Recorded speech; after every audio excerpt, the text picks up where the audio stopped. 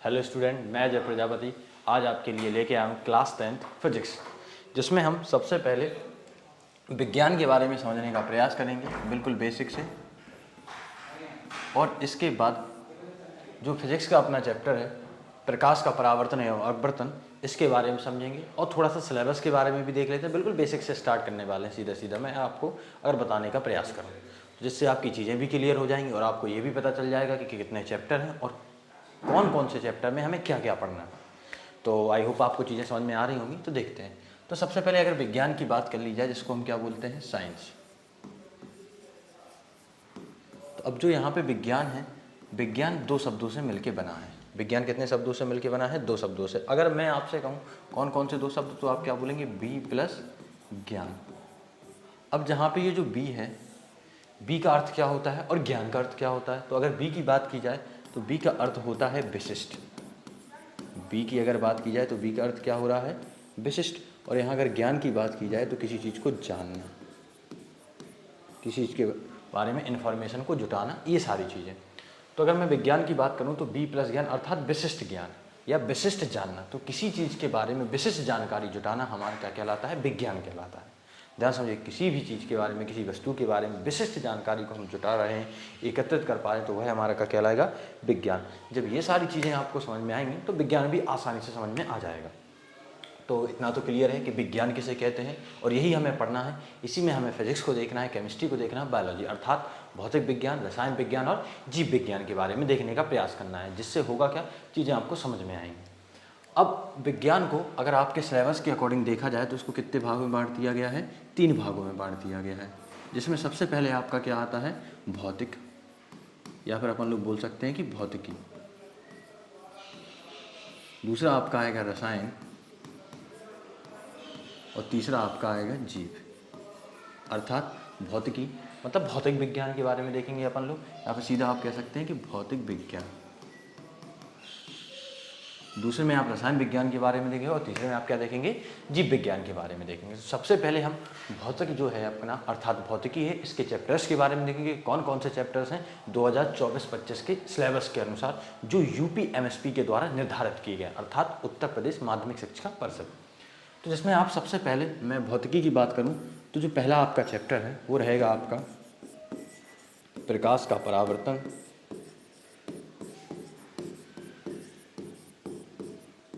एवं अपवर्तन। और जो दूसरा आपका रहने वाला है वो रहने, देखिए ध्यान समझिएगा, होगा क्या, यहाँ पे प्रकाश का परावर्तन एवं अपवर्तन है, लेकिन मैं क्या कहूँगा आपको? प्रकाश का परावर्तन अलग पढ़ाऊँगा, अपवर्तन अलग पढ़ाऊँगा। तो हो सकता है आपको ये लगने लगे कि पहला दूसरा तीसरा, नहीं, लेकिन रहेगा दूसरा ही। दूसरा आपका क्या है? मानव नेत्र एवं रंग बिरंगा संसार। Human eyes and colourful world. जो आपका तीसरा रहने वाला है वो आपका रहेगा विद्युत, या जिसमें आप लोगों को पढ़ने का प्रयास करना है विद्युत धारा का ऊष्मीय प्रभाव। इसमें आप लोग क्या देखेंगे? ऊष्मीय प्रभाव।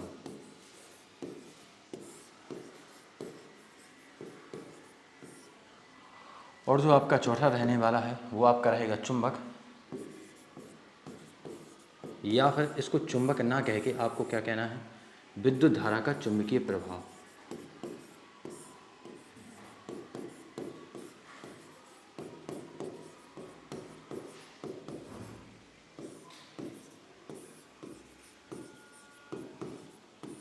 तो जब ये सारी चीज़ें रहेंगी तो आपको समझ में भी आएगा।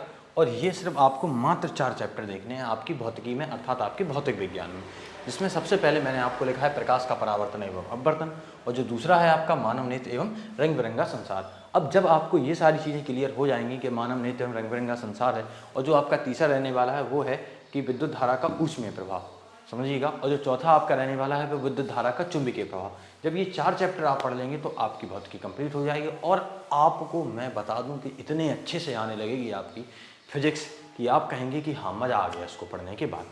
तो पहले देख लेते हैं कि ये जो सिलेबस है इसमें पढ़ना क्या क्या है। तो सबसे पहले अगर प्रकाश के परावर्तन में देखा जाए तो देखिए नाम से ही समझ में आ रहा है कि सबसे पहले आपको एक वर्ड उठाना पड़ेगा, वो क्या रहेगा? आपका प्रकाश। और प्रकाश जब आप समझ लेंगे तो प्रकाश के गुण देखने पड़ेंगे। प्रकाश के गुण जब आप देख लेंगे तो जैसे ही आप प्रकाश के गुण देखते हैं तो इसके बाद आपको देखना पड़ेगा कि जो प्रकाश है, प्रकाश के माध्यम से परावर्तन जो हो रहा है, देखिए नाम है ना प्रकाश का परावर्तन, तो प्रकाश के माध्यम से किस तरीके से परावर्तन होता है। अब जब परावर्तन होगा तो किन किरणों के माध्यम से हो रहा है, कि अभिसारी किरणें कहते हैं, अभिसारी किसे कहते हैं, अपसारी किसे कहते हैं, समांतर किसे कहते हैं, ये जो किरण पुंज होते हैं इन्हीं के प्रकार के बारे में आपको देखना पड़ेगा। फिर जो समतल दर्पण रहता है इसके द्वारा प्रकाश का परावर्तन कैसे होता है, गोलीय दर्पण रहता है उसे क्या कहते हैं, ये कितने प्रकार के होते हैं, इनसे संबंधित परिभाषाएं क्या क्या होती हैं, इनमें हमें जो बोल सकते हैं कि जब इनके द्वारा प्रतिबिंब बनता है वो किस तरीके से बनता है, आभासी प्रतिबिंब किसे कहते हैं, वास्तविक प्रतिबिंब किसे कहते हैं, ये सारी चीज़ें आपको देखनी पड़ेंगी। जब ये सारी चीज़ें आप देख लेंगे तो आपका भैया प्रकाश का परावर्तन ऑलमोस्ट क्या हो जाएगा, कंप्लीट। और जिस तरीके से आपने प्रकाश का परावर्तन कंप्लीट किया है ठीक उसी तरीके से आपको क्या करना पड़ेगा, प्रकाश का अपवर्तन। कि अपवर्तन कहते कैसे हैं, अपवर्तन के नियम क्या क्या होते हैं, ये समान माध्यम में कैसे रहता है, असमान माध्यम में कैसे रहता, सापेक्ष कैसे रहता है, प्रकाश की चाल की तुलना में प्रकाश की जो चाल है उसके माध्यम के सापेक्ष इसका संबंध क्या होता है, इन सारी चीज़ों के बारे में देखेंगे। और जैसे ही आप इन सारी चीज़ों के बारे में देख लेते हैं तो आपको लेंस पढ़ना पड़ेगा, लेंस कितने प्रकार के होते हैं आपके सिलेबस के अकॉर्डिंग। ये नहीं है कि आप कहोगे कि 6 प्रकार ना भैया, जो सिलेबस है उस सिलेबस में हमें कितने बताए गए हैं इनके बारे में हमें देखना पड़ेगा। फिर जैसे ये देख लें तो इनसे संबंधित परिभाषाएं देखनी पड़ेंगी, इनसे संबंधित जैसे ही हम परिभाषाएं देखते हैं तो हमें इनके नियम देखने पड़ेंगे कि कितने नियमों के माध्यम से ये प्रतिबिंब बनता है। 6 कंडीशन रहती हैं, अवतल में रहती हैं कि उत्तल में रहती हैं, ये हमें समझने का प्रयास करेगा। वैसे उत्तल में रहती है लेकिन अब देखेंगे तो समझ में आएगा। अवतल में जो 2 कंडीशन रहती है वो किस तरीके से रहती हैं, इनके नियम क्या क्या होते हैं। जब ये सारी चीज़ें आप देख लेंगे तो इस तरीके से आपका क्या कंप्लीट हो जाएगा, अपवर्तन। और लास्ट में बचते हैं आपकी न्यूमेरिकल। तो जब ये दोनों की थ्योरी कंप्लीट हो जाएगी तो आपको न्यूमेरिकल बताए जाएंगे, और वो भी बिल्कुल शालीनता से एक एक तरीके से कि किस तरीके से कौन सा न्यूमेरिकल किया जाए तो आपको चीज़ें समझ में आ जाए। तो आपका ये हो जाएगा। दूसरे अगर चैप्टर की बात की जाए तो दूसरा आपका चैप्टर है मानव नेत्र एवं रंग बिरंगा संसार। तो नाम से ही समझ में आ रहा है कि सबसे पहले आप भैया पढ़ोगे काहे के बारे में, मानव नेत्र के बारे में पढ़ोगे। जब आप मानव नेत्र के बारे में पढ़ेंगे तो ये इसमें कौन कौन से भाग होते हैं, जो हमारा नेत्र रहता है वो किस टाइप के प्रोटीन का बना रहता है, इसका क्या योगदान है। जब इनके भाग पढ़ लेंगे तो फिर इसमें देखेंगे कि कमी क्या आती है। जैसे मुझे ये जो ऑप्टिकल्स देख रहे हो आप, स्पेक्स जिसको हम क्या कहते हैं, स्पेक्टिकल्स बोल सकते हैं, कि ये जो भैया लगा है तो क्यों, क्या ऐसा है, मेरे को कौन सा दोष हो गया है, निकट दृष्टि दोष है कि दूर दृष्टि दोष है, या फिर जरा दूरदर्शिता है, अबिंदुकता है। बहुत सारे रोग जो रहते हैं जिनके बारे में अपन लोग एक एक करके देखने वाले हैं। जब ये देख लेंगे तो फिर आपको ये भी देखना पड़ेगा, मैं बता दूंगा आपको, लेकिन लास्ट में ये डिसाइड करूँगा कि आपके चैप्टर में यही है, सिलेबस के अनुसार यही पढ़ना है। तो आप ये देखेंगे जो सिग्नल्स के रंग रहते हैं वो रेड क्यों रहते हैं, आसमान का रंग नीला क्यों होता है, इन सारी चीज़ों के बारे में आपको देखना पड़ेगा। और जैसे ही आप ये देख लेंगे फिर प्रिज्म में देखेंगे अपन लोग, प्रिज्म क्या होता है, प्रिज्म के माध्यम से जो प्रकाश रहता है उसका अपवर्तन जब होता है तो ये कितने रंगों में विभाजित हो जाता है, टिंडल प्रभाव किसे कहते हैं, और बहुत सारी चीज़ें आपको देखने वाले हैं। तो जब इतनी सारी चीज़ें देख लेंगे तो आपका क्या कंप्लीट हो जाएगा, दूसरा चैप्टर मानव नेत्र एवं रंग बिरंगा संसार। जैसे ये आपका कंप्लीट होता है तो चीज़ें समझ में आ जाए। अब आप बात करें विद्युत, तो सबसे पहले हमें विद्युत देखना पड़ेगा। भैया विद्युत का क्या प्रभाव है, ये किसके माध्यम से उत्पन्न होती है, आवेश क्या होता है। जब ये सारी चीज़ें आप देखने में सक्षम हो जाएंगे तो फिर हम बात करने वाले हैं आगे कि विद्युत का भैया इसको रोका जाता है तो किस के माध्यम से रोका जा सकता है, प्रतिरोध क्या है, प्रतिरोध ही रहता है जो इसके मार्ग में क्या करता है, बाधा उत्पन्न करता है। तो किस तरीके से बाधा उत्पन्न करता है, प्रतिरोध कितने प्रकार के होते हैं, प्रतिरोधों का संयोजन किस तरीके से किया जाता है। जब ये संयोजन हो जाएगा तो फिर हम देखेंगे विद्युत धारा का ऊष्मीय प्रभाव, कौन कौन सी चीज़ें हैं जो विद्युत धारा के ऊष्मीय प्रभाव से चलती हैं। फिर जैसे अब मैं कहूँ आपसे कि बल्ब जो हो गया ये किस प्रभाव पे कार्य करता है, या जो आपकी इस्त्री हो गई है वो किस प्रभाव पे कार्य करती है, हीटर जो हो गया वो किस तरीके से कार्य करता है। तो इनके बारे में आप देखेंगे और चीज़ें समझने का प्रयास करेंगे। फिर मैंने चुंबक लिखा है, लेकिन चुंबक मेन लिखने का ये रीज़न है कि पहले अपन चुंबक समझेंगे कि चुंबक होता क्या है, फिर समझेंगे कि विद्युत धारा का चुंबकीय प्रभाव। मैं आपको डायरेक्ट विद्युत धारा का चुंबकीय प्रभाव बताने लगूँ तो बड़ी दिक्कत हो जाएगी, इसलिए मैंने चैप्टर का नाम ये नहीं है, चैप्टर तो आपको यही देखने को मिलेगा, लेकिन पहले मैं आपको बताऊँगा चुंबक के बारे में, किस तरीके की चुंबक होती है, किस तरीके से कार्य करती है, इसका फॉर्मूला क्या होता है, वगैरह वगैरह चीज़ें। जब ये आप समझ जाओगे तो जो आपकी मोटर रहती है ये किस परिपथ मतलब जो रहती है वो किस प्रिंसिपल पे काम कर रही है, या जो आपका जनयंत्र है वो किस प्रिंसिपल पे काम कर रहा है। लेकिन अब है क्या है, आपके चैप्टर सिलेबस से हट गए हैं, लेकिन थोड़ी थोड़ी आपको इनकी इन्फॉर्मेशन दे दूंगा जिससे आपको चीज़ें क्लियर हो जाएंगी और थोड़ा समझ में भी आएगा कि हाँ आगे जाके पढ़ना क्या है। लेकिन एक बार पढ़ने के बाद दोबारा आपको उसकी रिवीजन करने की आवश्यकता नहीं है, क्योंकि ये आपके सिलेबस में नहीं है। अब जब नहीं है तो भैया का फालतू में दिमाग लगाने की जरूरत है।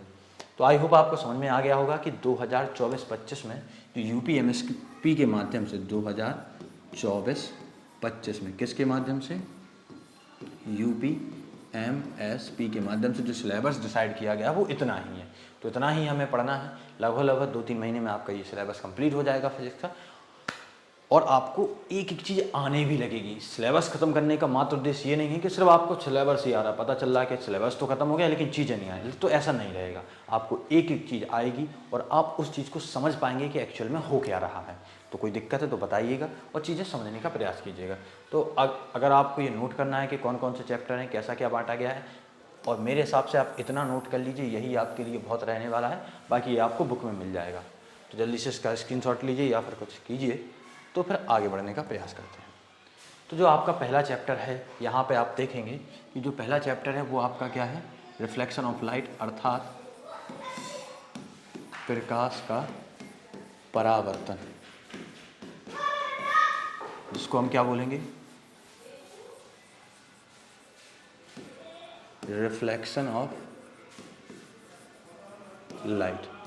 जो रिफ्लेक्शन ऑफ लाइट रहने वाला है, इसमें आपको समझना क्या है। तो सबसे पहले मैंने आपको बता ही दिया था कि भैया सबसे पहले क्या देखना है, प्रकाश। तो प्रकाश अगर हम समझने का प्रयास करें तो चीज़ें बहुत अच्छे से आपको समझ में आएंगी। तो प्रकाश की अगर बात करें, या जिसको हम क्या कहते हैं, लाइट, तो देखिएगा क्वेश्चन आपसे पूछा जाएगा कि प्रकाश क्या है। क्वेश्चन क्या पूछा जाएगा आपसे कि प्रकाश क्या है, तो आप बड़े सिंपल वर्ड्स में आपने सुना भी होगा कि प्रकाश एक प्रकार की ऊर्जा है। लेकिन ये पूछ लिया जाए कि ऊर्जा किस तरीके से है, तो थोड़ा सा हो सकता है दिक्कत, लेकिन कुछ लोग बताएंगे, और अगर जिनको नहीं आता तो उनके लिए मैं बताने का प्रयास करता हूँ। तो पहले आप इतना समझ रहे हैं कि प्रकाश क्या है, एक प्रकार की ऊर्जा जो है भाई, वो क्या है, एक प्रकार की ऊर्जा। अब जब ये एक प्रकार की ऊर्जा है तो किस तरीके से वर्क करती है, ये समझने का प्रयास कीजिए। ध्यान समझिए, जो ऊर्जा है तो वो किस तरीके से वर्क करती है। तो अगर ऊर्जा की बात की जाए तो बिल्कुल गौर से और समझने का प्रयास कीजिए कि भाई जैसे नॉर्मल वे में, बिल्कुल नॉर्मल वे में आपने आजकल देखा कि कोई बहुत जन और बहुत सारे लोग क्या कर रहे हैं, सोलर पैनल लगवा रहे हैं अपने छतों पे।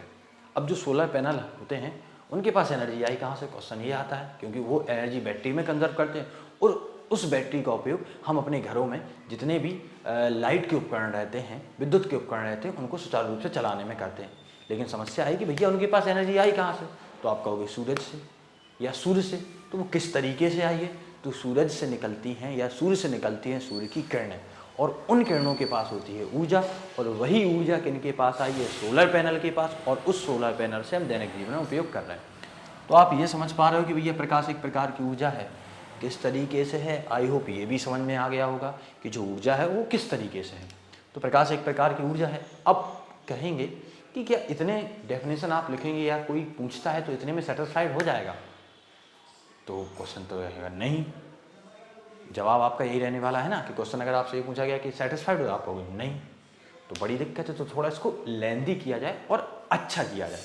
तो बिल्कुल सिंपल वे में कि एक प्रकार की ऊर्जा है, और समझिएगा कि जो हमारी आंखों की दृष्टि तंत्रिकाओं को उत्तेजित कर दृष्टि संवेदना प्रदान करती है। ध्यान समझिए मैं क्या कह रहा हूँ, दृष्टि संवेदना प्रदान करती है। अब यहाँ पे ये आपका क्वेश्चन आता है कि ये थोड़ा सा समझ में नहीं आ रहा क्या आप कहने का प्रयास कर रहे हैं, तो समझिएगा है क्या कि जब दृष्टि तंत्रिकाओं पे ये पड़ेगा, तो जैसे ही दृष्टि तंत्रिकाओं पे ये पड़ता है तो यह ऐसे इन्हें क्या करेगा, उत्तेजित, और उत्तेजित करने के उपरांत, ध्यान समझिएगा, जैसे ये दृष्टि तंत्रिकाओं पे पड़ता है तो इन्हें क्या करता है, उत्तेजित, और उत्तेजित करने के उपरांत, ध्यान समझिएगा, उत्तेजित करने के उपरांत यह क्या करेगा, ध्यान समझिएगा, इन्हें दृष्टि संवेदना प्रदान करेगा, जिसको आप कह सकते हैं कि देखने की शक्ति। अब जब ये दृष्टि संवेदना प्रदान कर रहा है तो ये हुआ कैसे, तो समझिएगा, जैसे नॉर्मल समझिएगा, अगर कोई आपको टच करे, समझिएगा, जैसे ही कोई टच करे तो होता क्या है, आप तुरंत क्या करते हैं कि एक्शन लेते हैं। भाई पता चला जैसे कोई गर्म चीज़ें आपको टच, तो आप तुरंत हाथ हटा लेंगे कि नहीं हटा लेंगे, तो भैया हुआ कि आपने एक्शन लिया। जब ये एक्शन लिया तो कैसे, जब आपको महसूस हुआ। तो ठीक इसी तरीके से जो दृष्टि तंत्रिकाएँ थी इनको उत्तेजित किया गया। अब उत्तेजित किया गया तो किसके माध्यम से उत्तेजित किया गया, जो आँखों की दृष्टि तंत्रिकाएँ होती हैं उनको प्रकाश के माध्यम से उत्तेजित किया, और जैसे ही उत्तेजित किया गया तो उन्होंने क्या, दृष्टि संवेदना, अर्थात अपन लोग कह सकते हैं कि देखने की शक्ति। अगर इन्होंने भैया देखने की शक्ति प्रदान की तो ये तो हमारे लिए लाभदायक है। तो कुछ चीज़ें ऐसी होती हैं जो हमें लाभदायक होती हैं और कुछ हानिकारक भी। तो आई होप आपको ये समझ में आ गया होगा कि प्रकाश एक प्रकार की ऊर्जा है जो हमारी आंखों की दृष्टि तंत्रिकाओं पर पड़कर उन्हें उत्तेजित कर देखने की शक्ति प्रदान करता है। जो आपको सुटेबल लगे कर सकते हैं आप। तो आई होप आपको प्रकाश समझ में आ गया होगा। क्लियर है कि ना? प्रकाश में कोई प्रॉब्लम तो ना है। अब होता क्या है कि प्रकाश के आधार पर, या फिर ऐसा कहा जाए कि प्रकाश के परावर्तन के आधार पर वस्तुओं को दो भागों में बांट दिया गया है। कितने भागों में बांट दिया गया है? दो भागों में। कौन कौन सी हैं? या फिर प्रकाश उत्सर्जन के आधार पर, तो ये वो रहता है, पहला आपका आ जाता है प्रदीप्त, जिनको आप बोल सकते हैं ल्यूमिनियस, और दूसरा आ जाता है आपका अप्रदीप्त। तो प्रदीप्त है और अप्रदीप्त, ये कैसा है, कैसे है, ये समझने का प्रयास करते हैं। तो प्रदीप्त को कहीं कहीं आप देखोगे कि इसको क्या देखने को मिलता है? दीप्त। अब दीप्त, या जिसको हम क्या बोल सकते हैं इंग्लिश में, ल्यूमिनियस। तो दीप्त का आप मतलब समझिए दीपक से। कैसे समझिएगा? दीपक से। अब जो दीपक रहता है वो करता क्या है? वो भैया हमें क्या करेगा? प्रकाश, वो हमें क्या प्रदान करेगा? प्रकाश प्रदान करेगा। तो अगर मैं आपसे क्वेश्चन रहता है कि पूछूं, क्या भैया तुम देने गए थे प्रकाश या मैं देने गया था इसको प्रकाश, तो आप कहोगे नहीं, बिल्कुल नहीं देने गए थे, ये तो अपने आप प्रकाश को उत्सर्जित कर रहे हैं। तो सिंपल वर्ड्स में मैं और आप क्या कह सकते हैं कि देखिएगा कि दीप्त वस्तुएं उन्हें कहेंगे, इसको आप सिर्फ समझने के लिए उपयोग कीजिए, जो प्रकाश प्रदान करते हैं या प्रकाश का उत्सर्जन करते हैं और स्वयं के माध्यम से, किसी दूसरे पे डिपेंडेंट नहीं रहने वाले हैं, जो स्वयं का प्रकाश उत्सर्जित करते हैं या जिनके पास स्वयं का प्रकाश होता है, वो भैया आपका क्या कहलाएगा? दीप्त कहलाएगा, या फिर क्या कहलाएगा? प्रदीप्त कहलाएगा। तो अगर कोई आपसे पूछ ले कि प्रदीप्त वस्तुएं या दीप्त वस्तुएं किन्हें कहेंगे, तो आप कहोगे जिनके पास स्वयं का प्रकाश होता है या जो प्रकाश को प्रदान करते हैं। उदाहरण के तौर पे अगर मैं कहूँ या आप पूछे कि भैया बताइए उदाहरण के तौर पे, तो आप जानते होंगे सबसे बेस्ट एग्जाम्पल सबसे पहले क्या रहता है? सूर्य। चलिए ये सूर्य हो गया, क्या सूर्य के अलावा कोई नहीं है? तो बिल्कुल आप कह सकते हैं कि हमारे घरों में जो बल्ब यूज हो रहे हैं वो काहे के उदाहरण हैं? प्रदीप्त वस्तुओं के या दीप्त वस्तुओं के हैं।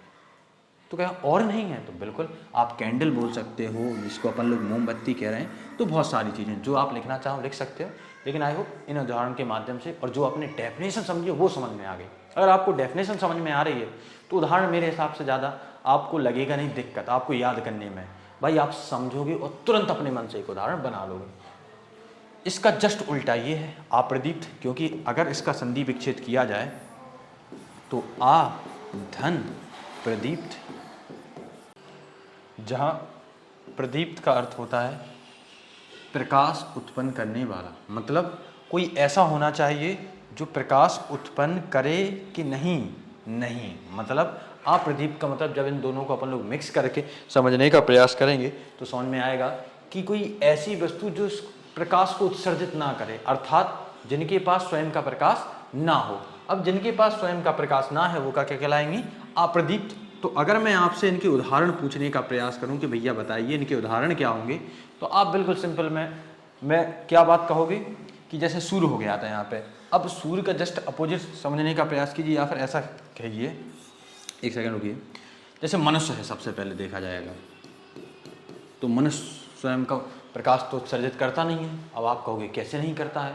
तो देखिए जैसे नॉर्मल समझिए, जैसे कमरे की लाइट्स ऑफ कर दी जाए और कमरे की जब सारी लाइट्स ऑफ कर दी जाए फिर आपसे कहें कि बताओ तो क्या मनुष्य चमकता है?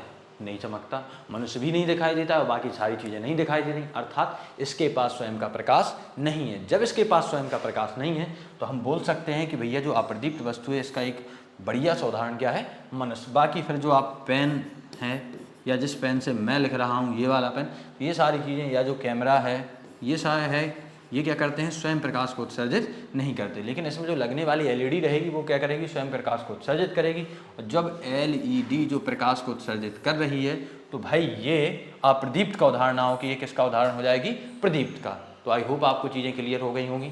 तो प्रकाश आपको क्लियर हो गया है। प्रकाश के माध्यम से, या फिर ये बोल सकते हैं कि प्रकाश उत्सर्जन करने के आधार पर वस्तुओं को दो भागों में बांटा गया है। एक होती है प्रदीप्त और दूसरी क्या होती हैं? अप्रदीप्त। प्रदीप्त उन्हें कहते हैं जो स्वयं प्रकाश का उत्सर्जित करते हैं या जिनको खुद के माध्यम से प्रकाश का उत्सर्जन किया जाता है, और अप्रदीप्त उन्हें कहते हैं जो प्रकाश को उत्सर्जित नहीं करती हैं। अर्थात अपन लोग कहेंगे कि जो क्या करें, स्वयं प्रकाश का उत्सर्जित नहीं करें, क्या कहलाएंगी, अप्रदीप। जब ये दोनों चीज़ें आपकी क्लियर हो गई हैं तो अब हम समझने का प्रयास करते हैं, ध्यान समझिएगा, अब हम समझने का प्रयास करते हैं प्रकाश के गुण। पहले प्रकाश समझ लिया, प्रकाश के आधार पर वस्तुएं समझ ली, अब हम समझेंगे प्रकाश के गुण। तो इसका स्क्रीनशॉट अगर आप लेना चाहें तो जल्दी से स्क्रीनशॉट लीजिए, फिर हम आगे बढ़ने का प्रयास करते हैं। तो अब देखा जाए प्रकाश के गुण, या जिसको हम बोल सकते हैं प्रॉपर्टीज ऑफ लाइट। तो ऐसी कौन कौन सी प्रॉपर्टी हैं जो किस में होती हैं, लाइट में होती है। तो सबसे पहले मैं आपको बताने का प्रयास करूं तो जो आता है अक्सर बुकों में यही लिखा रहता है कि प्रकाश एक सीधी सरल रेखा में चलता है या सीधे पथ पर गमन करता है। तो इसको समझते हैं कैसे। प्रकाश जो रहता है सीधी सरल रेखा में, या फिर क्या कह सकते हैं, सीधे सरल पथ पर। तो अब ये किस तरीके से चलता है, तो इसके लिए आपको कुछ नहीं, बढ़िया एक टॉर्च बनानी है, जो आपने अक्सर देखी होगी। जो गांव से रिलेटेड होंगे वो इस चीज़ को बहुत अच्छे समझ रहे होंगे। ये जो टॉर्च रहती है बहुत दूर तक प्रकाश उत्सर्जित करती है और बिल्कुल एक सीधी रेखा में, एक पथ के रूप में कुछ इस तरीके से। तो अगर इसका कोई एक पॉइंट यहाँ पे मान लिया जाए और दूसरा पॉइंट यहाँ पे मान लिया जाए और लाइन खींची जाए, तो देखिए बिल्कुल कैसी लाइन आ रही है, सीधी लाइन आ रही है। तो इसके माध्यम से हम कह सकते हैं कि जो प्रकाश है वो एक सीधी सरल रेखा या सीधे कैसे चलता है, पथ पर चलता है। बताइए ये चीज़ क्लियर है कि नहीं है। अब जब कोई भाई चीज़ क्या हो रही है, सीधे सरल पथ पर या रेखा पे चल रही है, क्या हो रही है, चल रही है। तो जब कोई चलता है तो भैया चलते टाइम उसकी क्या होती है, स्पीड, या जिसको हम क्या कहते हैं, चाल। तो फिर ये पूछा जाएगा क्या प्रकाश की कोई चाल होती है कि ना होती है, तो आप कहोगे बिल्कुल हाँ होती है। तो कितनी होती है, तो जब इस पर रिसर्च की गई तो समझ में आया कि जो प्रकाश है वो 3 × 10⁸ मीटर पर सेकंड इसकी क्या होती है, चाल। तो अगर कोई पूछ ले भैया प्रकाश की चाल कितनी होती है, तो कितना कहोगे, 3 × 10⁸ मीटर पर सेकंड। बताइए क्लियर है कि नहीं है, कोई प्रॉब्लम हो तो बताइए। आई होप आपका क्लियर हो गया। अब जब ये ऐसा है तो फिर पूछा गया कि भैया जब कोई कांच होता है तो कांच के अगर उस पर पॉलिश ना है, क्या ना है, पॉलिश, जो खिड़कियों में कांच यूज़ किए जा सकते हैं, तो कभी कभी आपने देखा इनके आर पार देखा जाता है। या कोई कांच जैसे जो मेरे यहाँ पे जो लगे हैं वो लेंस लगे हैं। अब लेंस लगे हैं, बने तो ये कांच के हैं, कुछ फाइबर के भी बने होते हैं। तो जब इनके आर पार देखा जाए तो ऐसा क्या है जिनके आर पार देख रहे हैं, लेकिन अगर मैं इसके आर पार देखने का प्रयास करूं तो नहीं देख पा रहा हूं। या कोई और चीज़ जैसे मैं यहाँ से उठा लेता हूं, इसके आर पार देखने का प्रयास करूं तो नहीं देख पा रहा हूं। तो ऐसी क्या प्रॉपर्टी है जो मैं एक चीज़ के आर पार देख पा रहा हूँ और दूसरे के आर पार नहीं देख पा रहा हूँ। तो यहाँ मेन गुण किसका होता है, प्रकाश का। तो प्रकाश जिस माध्यम से क्या हो जाए, आर पार चला जाए। देखिए ध्यान समझिए, प्रकाश क्या है, जिस माध्यम के क्या हो जाए, आर पार चला जाए, और लगभग पूर्णता से। जब आर पार चला जाए तो इस प्रकार की वस्तुओं को क्या बोलते हैं, पारदर्शी। और पारदर्शी माध्यम को प्रकाश क्या कर सकता है, पार कर सकता है। तो पहले ये आपको समझ में आ गया कि नहीं आ गया, पारदर्शी किन्हें कह सकते हैं, जो प्रकाश है जिनके आर पार चला जाए उसे क्या बोलेंगे, पारदर्शी। अब जब ये पारदर्शी है तो भैया किस तरीके से, क्योंकि इसके आर पार प्रकाश जा रहा है। तो अपन एक बोल सकते हैं कि प्रकाश जो रहता है पारदर्शी माध्यम से गुजर सकता है। अपनी जो हेडिंग रहेगी वो तीसरी क्या बन जाएगी कि प्रकाश पारदर्शी माध्यम से, पारदर्शी माध्यम से क्या कर सकता है, गुजर सकता है। फिर मैं कहूँ क्या अपारदर्शी से नहीं गुजर सकता, तो आप कहोगे नहीं, अपारदर्शी से नहीं। तो अपारदर्शी से नहीं तो किस तरीके से, क्योंकि अपारदर्शी के आर पार प्रकाश नहीं जा पाता। देखो आ यहाँ पे है तो आ का अर्थ आप तो जान ही गए होंगे, नहीं। तो आप पारदर्शी मतलब जिसके आर पार नहीं जाया जा सके। जब नहीं जा सके तो अपन लोग बोल सकते हैं कि पारदर्शी माध्यम से तो प्रकाश गुजर सकता है परंतु अपारदर्शी से नहीं। तो आई होप आपका ये पॉइंट भी क्लियर हो गया होगा। अगर मैं अब चौथे पॉइंट की बात करूँ, ध्यान समझिएगा, अगर मैं आपसे चौथे पॉइंट की बात करूँ तो क्या होगा, तो आप कहोगे कि प्रकाश के माध्यम से, ध्यान समझिएगा, प्रकाश के माध्यम से क्या दिखाई देती हैं, वस्तुएं। अब ये समझते हैं बिल्कुल शालीनता से।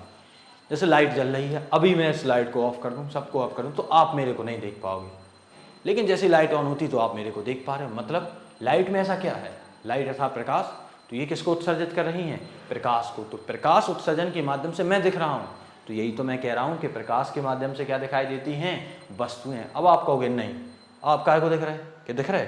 तो हाँ भैया दिख रहा है। क्या मेरे अलावा और कुछ दिख रहा है? हाँ भाई सॉरी, जो अपना बोर्ड है स्मार्ट बोर्ड वो दिख रहा है, या माइक दिख रहा है, पेन आपको दिख रहा है। क्या इसके अलावा और कुछ दिख रहा है? वायु दिख रही है? नहीं दिख रही है। और कुछ दिख रहा है? नहीं दिख रहा है। प्रकाश दिख रहा है? नहीं दिख रहा है। लेकिन प्रकाश के माध्यम से क्या दिखाई दे रही हैं? वस्तुएं। अब जब भैया प्रकाश के माध्यम से वस्तुएं दिखाई दे रही हैं परंतु प्रकाश नहीं, तो ये प्रकाश का क्या हो जाता है? एक गुण। तो अपन लोग क्या कह सकते हैं कि जो प्रकाश है, प्रकाश के माध्यम से हम क्या देख सकते हैं? वस्तुएं देख सकते हैं। प्रकाश के माध्यम से हम वस्तुएं देख सकते हैं परंतु प्रकाश नहीं। समझिएगा, प्रकाश के माध्यम से क्या हम देख सकते हैं? वस्तुएं देख सकते हैं परंतु प्रकाश नहीं। अब इसके बाद और पूछा जाए क्या इसके अलावा कोई गुण होते हैं कि नहीं होते हैं? तो आप कहोगे बिल्कुल हाँ होते हैं। कौन कौन से? आप समझिए। जब प्रकाश चल रहा था तो चलता कुछ इस तरीके से है। कभी तरंग से ज़्यादा ये किसको फॉलो करता है? सॉरी, कण से ज़्यादा ये कौन सा नेचर फॉलो करता है? तरंग का। अब जब ये तरंग का नेचर फॉलो कर रहा है तो कौन सी तरंगों के माध्यम से चल रहा है भैया? तो जब ये इस तरीके से बनाता है, और ये कहाँ में देखने को मिलते हैं? जल में। जैसे आप जल में पत्थर या कोई भारी चीज़ डाली तो देखोगे आप कुछ इस तरीके से लह उठ रही हैं इस तरीके से, और ये कुछ ऐसी रहती हैं, फिर ऐसी जाएंगी, फिर ये कुछ ऐसे ऐसे ऐसे जाती हैं। अब जब ये इस तरीके से जा रही हैं, अगर गौर से देखा जाए तो ये कैसे? ऐसे, मतलब ऐसे ऐसे और ऐसे। अब जब ऐसे ऐसे जा रही हैं तो इनको नाम पूछा गया, भैया कौन सी तरंगें हैं जिन जो ऐसे जा रही हैं? तो इन जब तरंगों के नाम की बात की गई तो इन्हें क्या बोला गया? विद्युत चुंबकीय तरंगे। क्या नाम दिया गया? विद्युत चुंबकीय तरंगे। अब जो विद्युत चुंबकीय तरंगे होती हैं, ध्यान समझिए, क्या नाम दिया गया? विद्युत चुंबकीय तरंगे। विद्युत चुंबकीय तरंगों की भी कुछ ना कुछ स्पीड होगी। जब स्पीड नहीं तो इनकी क्या होती है? तरंग दैर्घ्य। ध्यान समझिएगा, यहाँ पे तो स्पीड की, तो जब तरंग चलती है तो भैया तरंग की क्या होती है? तरंग दैर्घ्य। अब पूछा गया कि कितनी तरंग दैर्घ्य होती है? तो 3800 एंगस्ट्रॉन से 7800 एंगस्ट्रॉन और 3900 से 7900 एंगस्ट्रॉन के मध्य देखने को मिलेगी। अब मोस्ट ऑफ द बुक्स में आप जब देखेंगे तो आपको यही देखने को मिलेगा 3800 से 7800, लेकिन कभी कभी देखने को ये मिल जाता है किसी बुक्स में ये, इसलिए मैंने ये भी लिख दिया है। आपको ध्यान दोनों करना है, लेकिन मोस्ट ऑफ द टर्म्स में यही ध्यान करना है। अब मेन टर्म यहाँ आता है कि भैया ये एंगस्ट्रॉन क्या है? तो भैया सबसे पहले अगर मैं कहूँ, मात्रा का आपने सुना ही होगा, तो किसी भी चीज़ को मेज़र करने के लिए हमें क्या की आवश्यकता होती है? मात्रक की। तो ठीक उसी प्रकार से जो लंबाई रहती है, लंबाई को मेज़र करने के लिए हमें क्या की आवश्यकता पड़ेगी? मात्रक की। लेकिन यहाँ पे जो लंबाई है, जब तरंगें रहती हैं, तरंगें होती क्या है ये समझिए। जैसे कोई ये तरंग जा रही है तो इसके जो उच्चतम शिखर हैं, तो उच्चतम शिखर को हम बोलेंगे इसके श्रृंग, और जो निम्नतम शिखर हैं इनको हम क्या बोलेंगे? गर्त।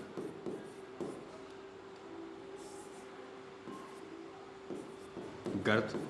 या तो दो उच्चतम शिखरों के बीच की दूरी या दो निम्नतम शिखरों के बीच की दूरी, जो क्रमागत दूरी रहती है, इनकी बीच की दूरी को अपन लोग बोलते हैं तरंग दैर्घ्य। क्या बोला जाता है? तरंग दैर्घ्य। और जिसको प्रदर्शित अपन लोग कहाँ से करते हैं? लैम्डा से।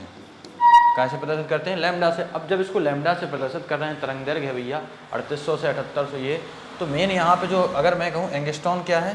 तरंग दैर्घ्य जो अपन ने निकाली 3800 से 7800, तो यहाँ पे जो एंगस्ट्रॉन है वो है क्या? मात्रक। और किसको? किसी भी लंबाई को। और कितनी लंबाई? छोटी, बहुत छोटी लंबाई को जब हम मेज़र करना होता है तो हम क्या का यूज़ करेंगे? एंगस्ट्रॉन का। और 1 मीटर में 10⁻⁻10 एंगस्ट्रॉन ऐसा लिखूँ मैं, तो क्या ये सही है? नहीं। क्यों? क्योंकि आप देखेंगे कि 1 एंगस्ट्रॉन बराबर होते हैं 10⁻10 मीटर। अगर कोई प्रॉब्लम है तो बताइएगा। तो आपको ये ध्यान करना है कि 1 एंगस्ट्रॉन बराबर कितने होते हैं? 10⁻10 मीटर। मतलब क्या है कि अगर 1 मीटर में आप 10,000 का भाग करेंगे, सॉरी 1 मीटर में आप देखिए 10 पे घात, इकाई, दहाई, सैकड़ा, हज़ार, 10,000, लाख, 10 लाख, करोड़, 10 करोड़, अरब, अब इतने का आप भाग करेंगे तो हमें क्या प्राप्त हो जाएगा? 1 एंगस्ट्रॉन हमें प्राप्त होने वाला है। तो आई होप आपको ये समझ में आ गया होगा। अब जब 5 हैं तो छठवां हम ये लिख सकते हैं कि प्रकाश में परावर्तन का गुण पाया जाता है। सातवां आप अगर लिखने का प्रयास करें तो आप लिख सकते हैं कि प्रकाश में अपवर्तन का गुण पाया जाता है। ध्यान समझिएगा, क्योंकि आपके में परावर्तन है और अपवर्तन है, तो आप दोनों लिख सकते हैं कि परावर्तन का भी गुण पाया जाता है और अपवर्तन का भी गुण पाया जाता है। अब जैसे आपने यहाँ पे ये लिखने का प्रयास किया था कि प्रकाश के द्वारा वस्तुएं दिखाई दे रही हैं परंतु हमें प्रकाश नहीं दिखाई दे रहा है, पारदर्शी माध्यम से गुजर सकता है, अपारदर्शी माध्यम से नहीं गुजर सकता है। तो ये सारी चीज़ें आपको समझ में आ गई होंगी और आई होप ये बहुत ही सरल है। इतने गुण आपके लिए पर्याप्त है। मोस्ट ऑफ द केसेस में अगर कभी पूछा जाएगा तो सिर्फ मात्र 5 पूछे जाएंगे। कितने पूछे जाएंगे? 5। और मैंने आपको लगभग 7-8 बता दिए हैं, तो जिससे आपकी चीज़ें भी क्लियर हो गई होंगी।